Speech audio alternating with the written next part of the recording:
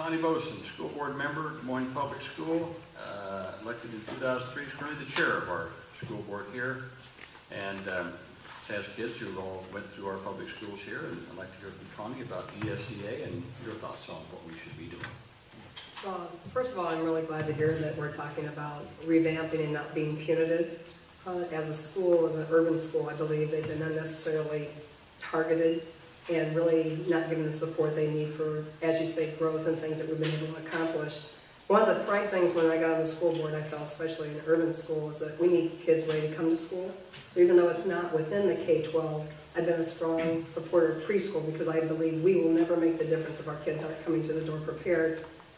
Senator Harkin's been very generous with his grants to help us expand the preschool. So how do we incorporate to make it more, because we realize it's just not preschool, but the social issues that we need to work with our children and our students. How do we put a comprehensive program together and get the support? Really, in the Harlem Children's Zone, when I went to that conference, it was 0 through 12. And so how do we work towards that? I know we're talking elementary, but really how do we expand the scope so we really deal with the total education of the child? Secretary, I've been discussing this. As you know, I've been trying to focus on early childhood education for a long time, and I take just a couple of minutes here. Just a little history. 1985, I come to the Senate. The same year, President Reagan had been reelected, and he wanted to set up a committee to look at education, what was needed in education for future economic growth, employment, that type of thing. And he didn't want, and these are my own words, he didn't want any pointy-headed kinds of people doing this. He wanted hard-headed business leaders to look at what the business community needed in America.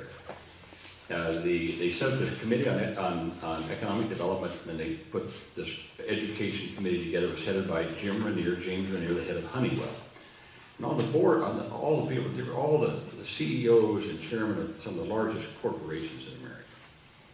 And they commenced about a 4-year study, having hearings around the country, contacting the business community, big and small business all over America. I'd forgotten all about it. By 1990, through a quirk, I became chairman of the Appropriations Committee that funds education. And I had a request from Mr. Ranier to come see me, and I asked what that was about. I'd forgotten all about this study and everything. So he came into my office, 1990, and he had the executive summary of what the business community in America wanted in education. And here was the executive summary on the outside. It said, we must understand that education begins at birth, and the preparation for education begins before birth. And I went back to try to find this document. It was in my files here in Des Moines, and I have it. And I keep bringing it out all the time to say, you know, we've been here before. I mean, this was the business leaders of America telling us, you've got to focus on early childhood. We've got to get to these kids early.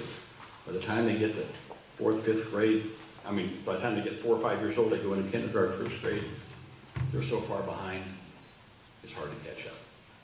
So one of the ideas I've been exploring with Secretary Duncan is perhaps we need to redefine elementary and secondary education. Elementary education starts when you go to school. But if learning starts when you're born, maybe elementary ought to be from birth on.